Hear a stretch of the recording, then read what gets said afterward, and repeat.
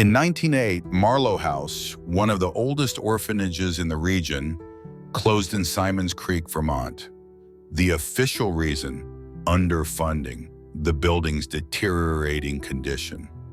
But years later, evidence surfaced that made the orphanage seem more like a social experiment than a place of salvation. The 13 children taken in between 1983 and 1908 are nowhere to be found anywhere else. Not in the schools, not in the adoption system, not in the archives. It's as if they never existed at all. Marlowe House was outside of town by an old bridge surrounded by woods. On the outside, it was a typical old brick orphanage. Inside, 12 rooms, a playroom, a dormitory, and a private room where only special children were taken.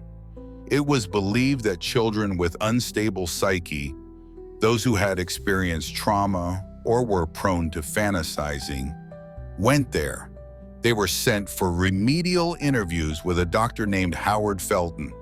He wasn't a psychiatrist, he wasn't on the medical registry, but he worked with children. In 2011, a man by the name of Thomas Winslow came to the Simons Creek Police Department. He claimed to be one of the lost children of the Marlowe Orphanage and was willing to tell what had happened there.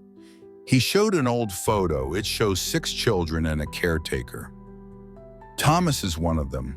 On the back of the photo, it says, Group 6, December 1985. Thomas recalled, "We had play hour, lunch, and quiet time. But every night, 2 kids were taken down to the basement. They said it was for stabilization. One boy, Simon, came back with crying eyes and said, 'They erased my brother. Now I'm alone.' 2 days later, Simon disappeared. Thomas said, 'They didn't let go, they erased.'" Journalist Lauren Nash, interested in the story, gained access to the county archives.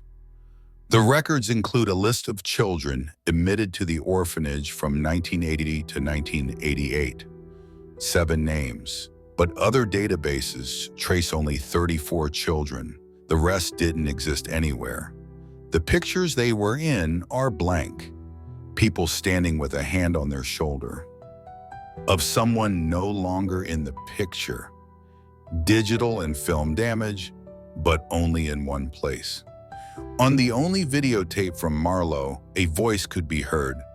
"If you forget who you are, he'll take you away. And if you remember, you'll come back, but not alone."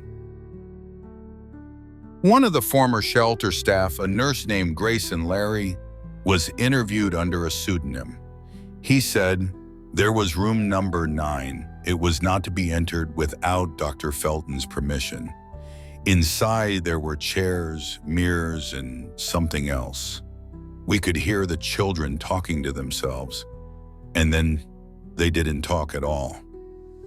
He said he saw one boy, Marcus, acting strange, not responding to his name, saying he was now Kenneth, even though Kenneth was a different kid. It was like he had become a substitute, a template. Personalities started to blend.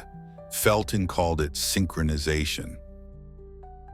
In 2014, the old Marlowe House building burned down. Eyewitnesses claimed that 2 days before the fire, 2 men came there with equipment and boxes.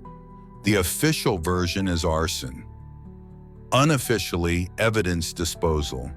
But there was one thing left behind. They found a children's toy amongst the rubble, a music box. It played a tune with a child's voice at the end. "If I'm not here, it means someone took me away. I'm Thomas, or Kenneth, or Marcus, I can't remember." Dr. Howard Felton was never found. His name was a fake. His office was not in the system.